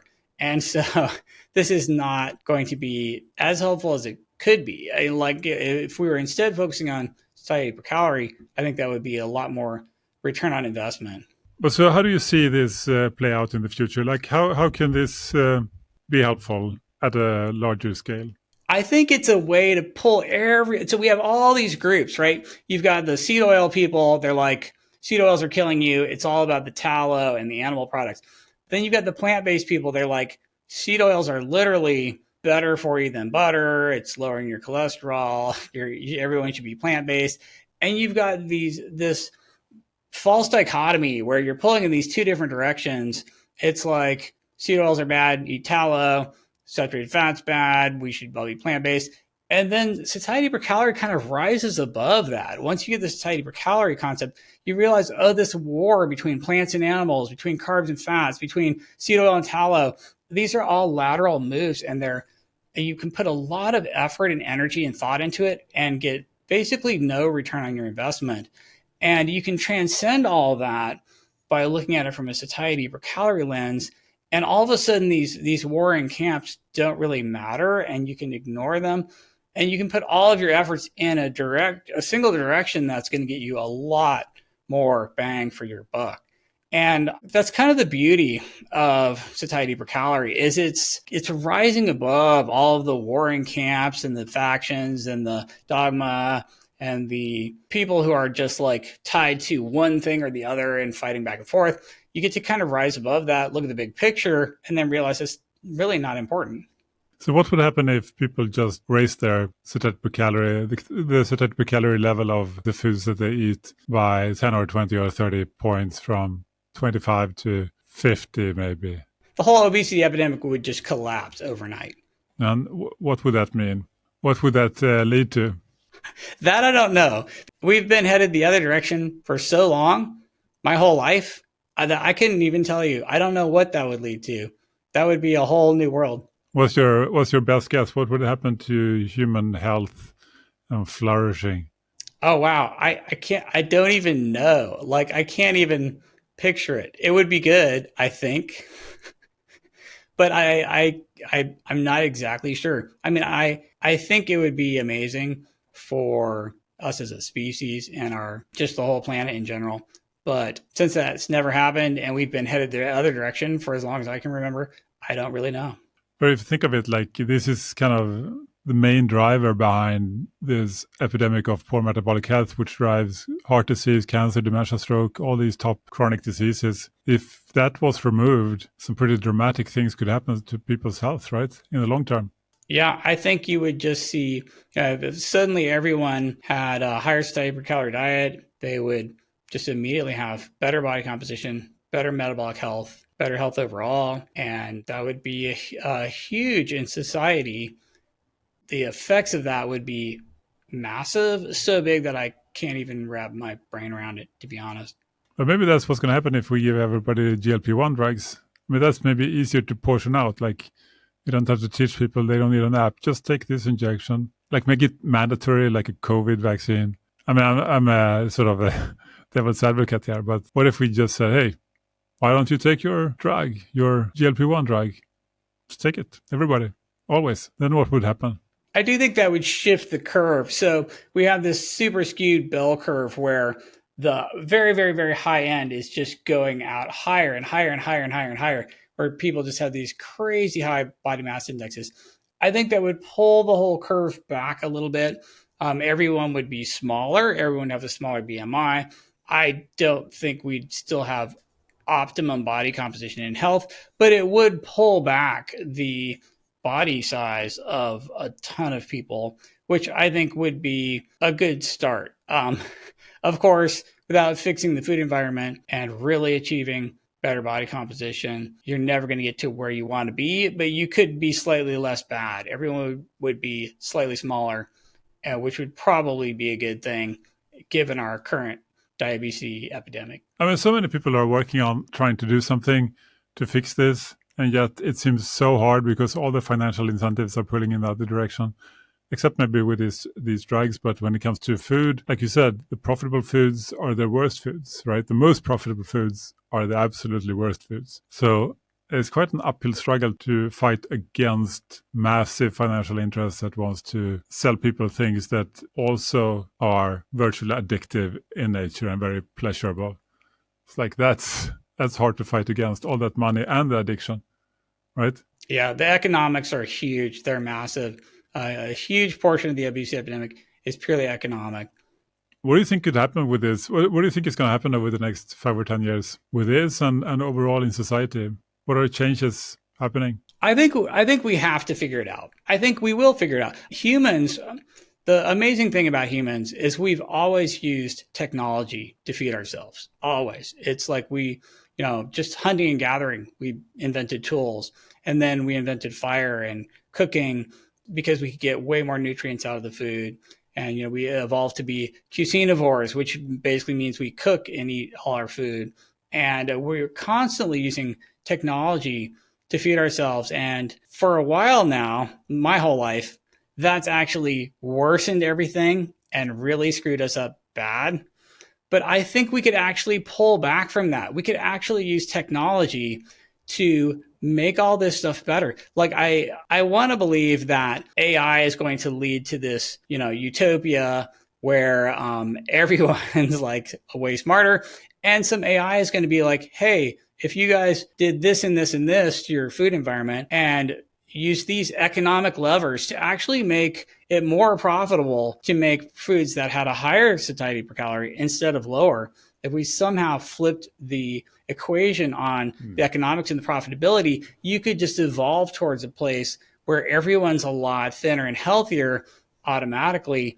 And so someday, like, AI is going to figure this out, and we'll all just be drinking Soylent that came out of our replicators, and we'll be in this utopia, Star Trek society, and it'll be fine. And I think that could actually happen someday, but not yet. That's where we need to be. Right. But for now, then, people listening, what would you recommend for someone who's just heard about this for the first time or they haven't really started? Where do you start?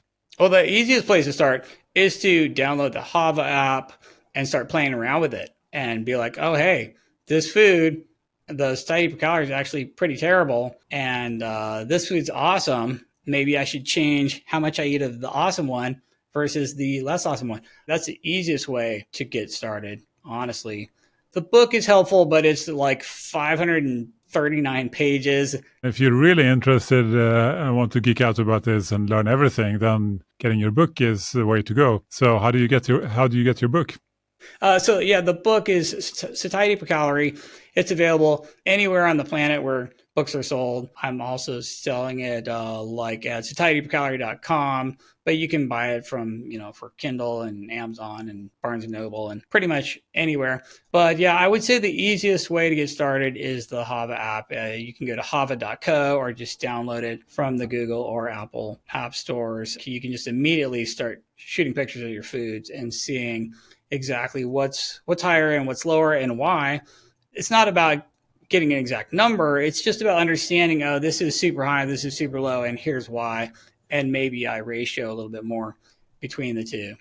Yeah, I think that's a super helpful way to think about it. Just eat the foods you like, keep eating them, but, a little bit more of these most satiating foods and a little bit less of the ones that are holding you back. And maybe over time, even find some tweaks where you can switch one thing for another that's just worth it, basically. But yeah, and then I know you can be found on X as well. That's your main place where people can reach you, I think. Yep. I'm on all the socials at Ted Naiman. I'm on X probably the most. Sounds great. Well, it's been a pleasure talking to you. I mean, this has been our longest interview on this topic. We had a few before. Any final words? Any final words of wisdom? Number one thing to start with, perhaps, except for downloading the app and getting the book? No, I like to, honestly, the app, the book, that'll tell you everything you need to know. That's all I can think of at the moment. That's great. Well, thank you so much for taking all the time. Thank you. Great to talk to you.